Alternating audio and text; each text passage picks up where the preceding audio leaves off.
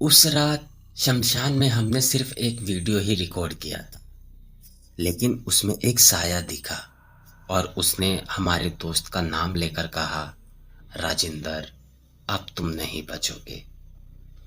ये कहानी शुरू होती है तीन दोस्तों की, रिंकू, मैं और राजिंदर। हम तीनों एक ही गांव के थे और सच बोलूं तो हम डरने वालों में से बिल्कुल भी नहीं थे। गांव में जितनी भी अजीब जगह थी, चाहे वो पुराना कुआं हो, खाली स्कूल हो या कोई टूटी हवेली, हम हर जगह घूम के आ चुके थे। हमें आज तक कभी भी ऐसा नहीं हुआ कि हाँ, हम डरे हों। एक रात हम तीनों चौपाल पर ऐसे ही बैठे थे। रात के करीब 10:30 बज रहे होंगे।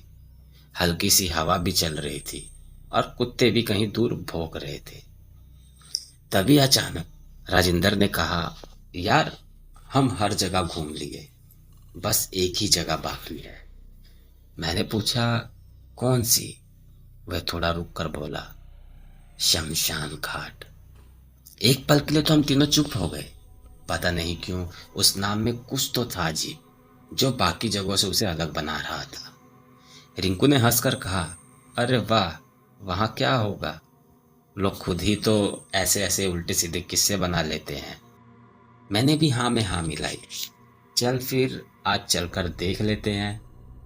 इतने में हम तीनों तैयार हो गए और रात के करीब 12:30 बजे हम तीनों निकल पड़े। गांव से बाहर जाते ही सड़क सुनसान हो गई। ना कोई गाड़ी, ना कोई आदमी, बस हमारे कदमों की आवाज। थोड़ी दूर चलते ही हवा भी बंद हो गई। अजीब सी खामोशी थी, ऐसी खामोशी जिसमें हम खुद की दिल की धड़कन साफ सुन रहे थे। तभी रिंकू ने मजाक में कहा, चलो वीडियो बना लेते हैं, बाद में देखेंगे कि कुछ होता है या नहीं। हमने मोबाइल निकाला और रिकॉर्डिंग चालू कर दी। मैं कैमरा पकड़कर आगे चल रहा था और पीछे रिंकू और राजिंदर हंसते हुए बात करते हुए आगे आ रहे थे। करीब 10 मिनट बाद हम लोग शमशान घाट के पास पहुंच गए। वहां एक टूटा हुआ गेट था जिस पर पुरानी जंग लगी हुई थी। अंदर पूरा अंधेरा, बस दूर कहीं हल्की सी आग जलती दिख रही थी। जैसे ही हम अंदर गए, एक अजीब सी गंध आई, जलती हुई लकड़ी और भी कुछ था उसके साथ, जिसे हम समझ नहीं पा रहे थे।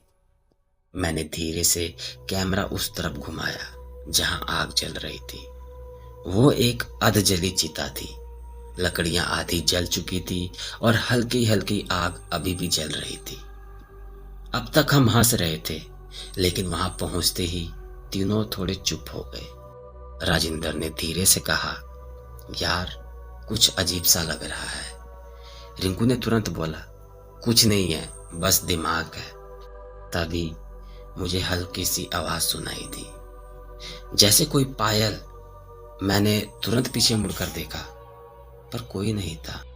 मैंने सोचा शायद ये मेरा भ्रम है, लेकिन दिल की धड़कन अब भी थोड़ी तेज हो गई थी। मैंने कैमरा वापस चीता की तरफ किया और तभी मुझे ऐसा लगा जैसे उस चीता की आग खुद ब खुद थोड़ी तेज हो गई है, बिना हवा के। और यहाँ यहीं से हमें समझ आने लगा था कि हम उस रात बहुत बड़ी गलती कर चुके हैं। अब तक हम तीनों थोड़ा थोड़ा डर चुके थे। वो पायल की आवाज सिर्फ मुझे ही सुनाई दी थी और मैंने उसे अपना वहम समझकर नजरअंदाज कर दिया था।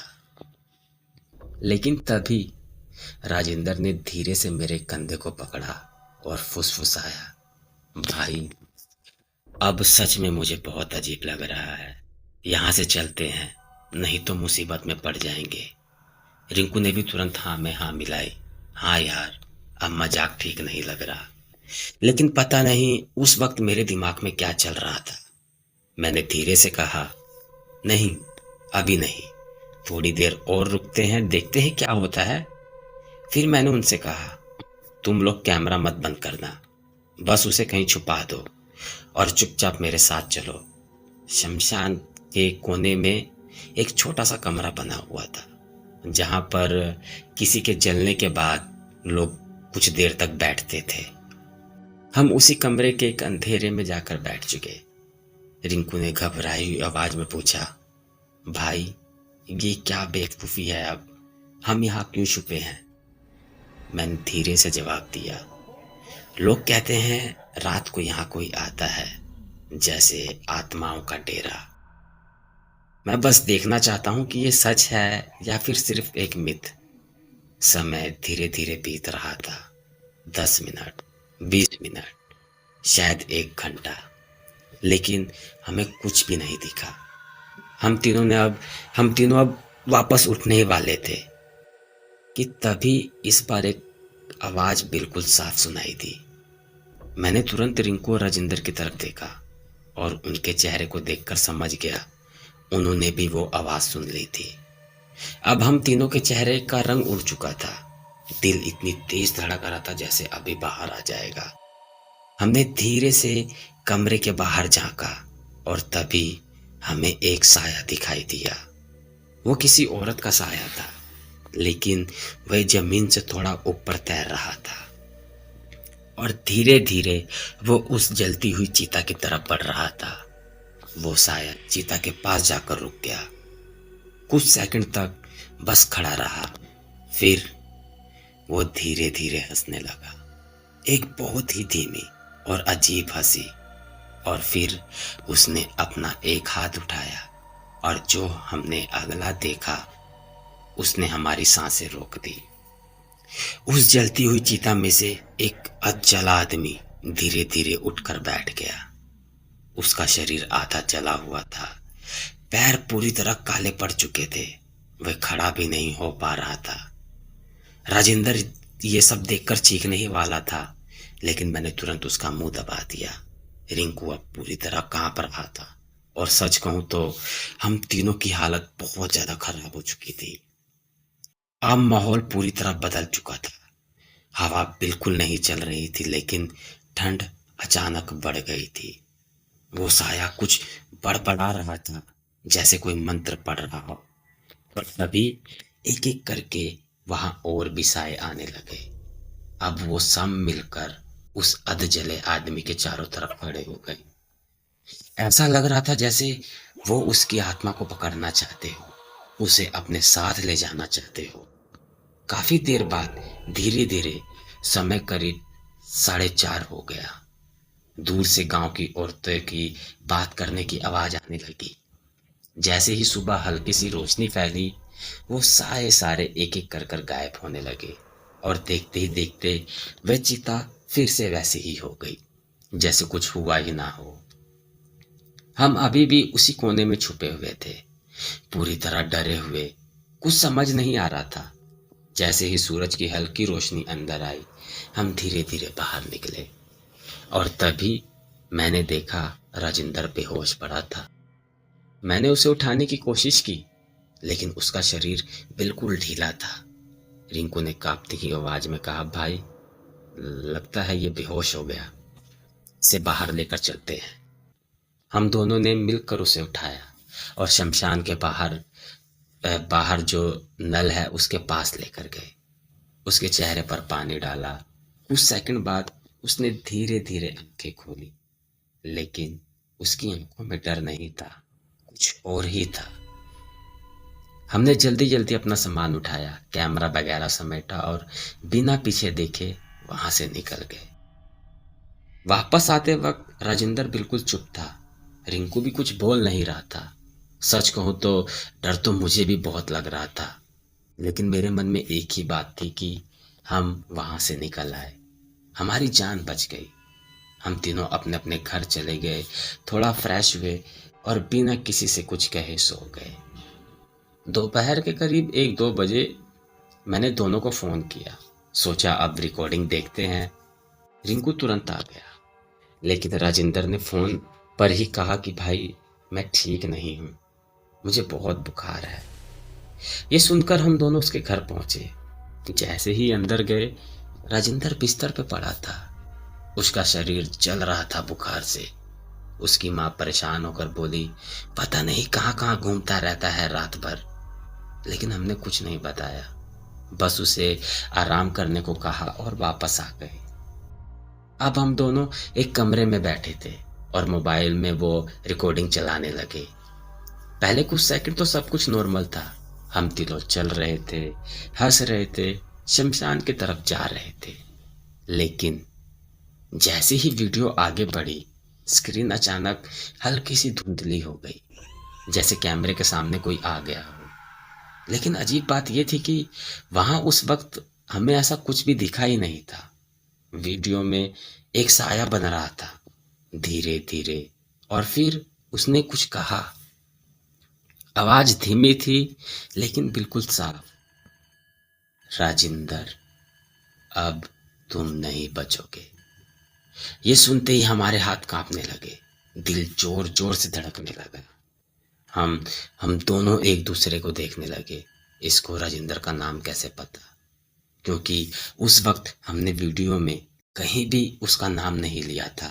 और फिर उसी आवाज के बाद एक भयानक हंसी सुनाई दी, धीरे धीरे और तेज होती हुई।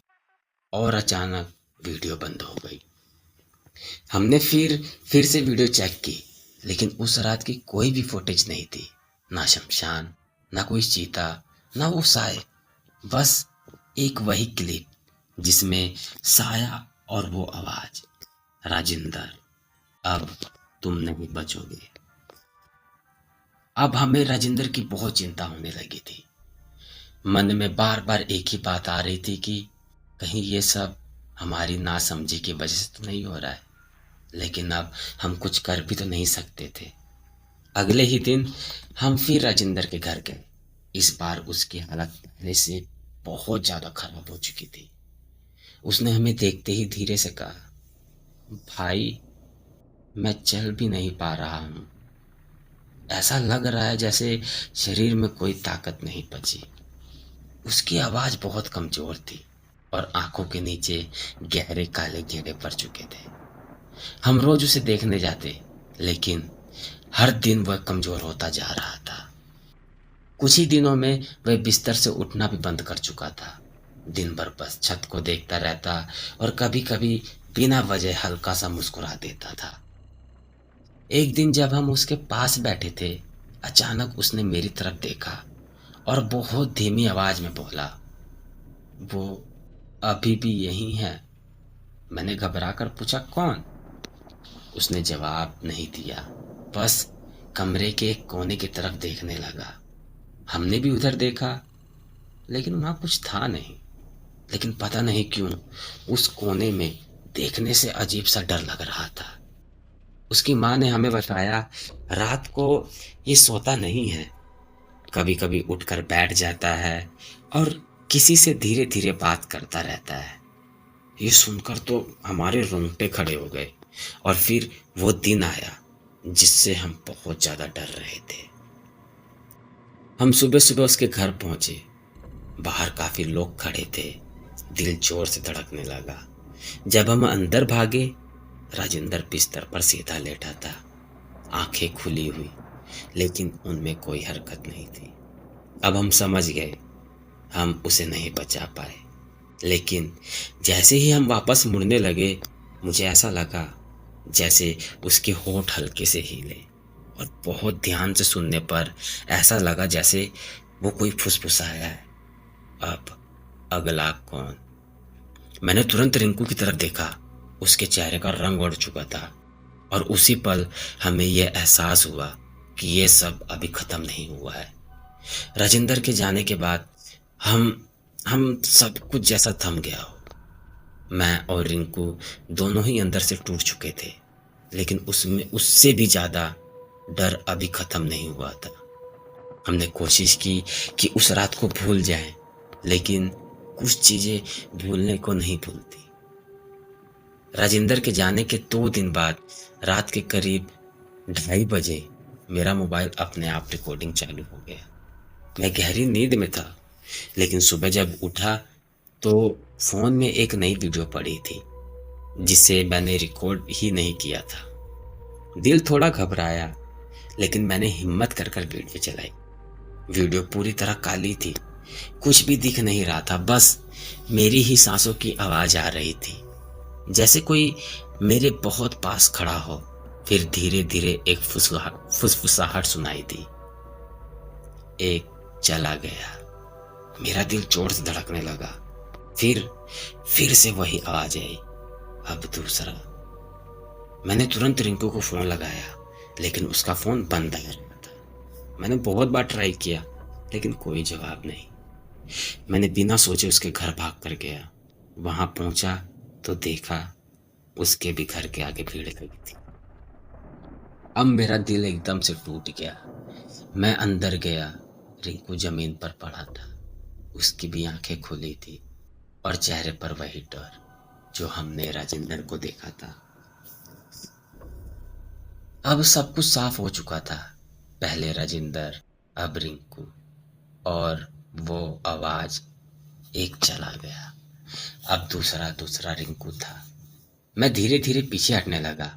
दिल इतना तेज धड़क रहा था कि कुछ सुना ही नहीं दे रहा था।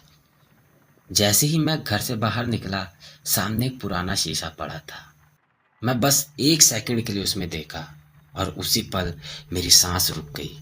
मेरे पीछे वो साया खड़ा था, वही शमशान वाला। लेकिन इस बार वह मुझे देख रहा था और धीरे धीरे उसके होंठ हिले।